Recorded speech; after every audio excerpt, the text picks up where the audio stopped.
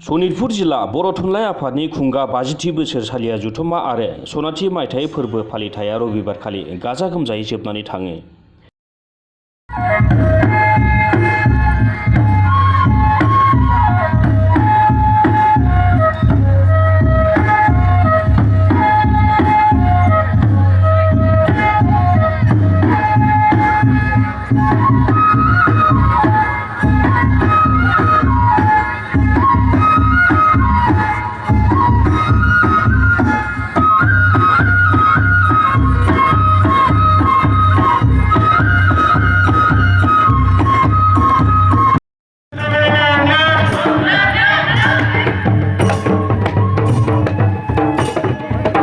बैथि दाननि 3 दिसेम्बरनिफ्राय सानथामनि हाबाफारिजों बाटासिपुर मिलन गेजेर आरो गोजौ फरायसालिनि गेलेग्रा फोथाराव सनितपुर जिला बर' थुनलाइ आफादनि 50थि बोसोरसालिया जथुम्मा आरो सनाथि मायथाइ फोरबो फालिथाया जादोंमोन।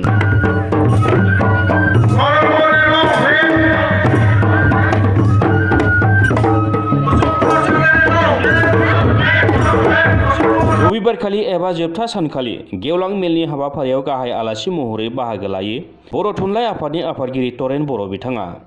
बिथांजों लोगोसे नुजाथिबावदोंमोन बर' थुनलाइ आफादनि गाहाय नेहाथारि प्रसान्त बर' बिथाङाबो।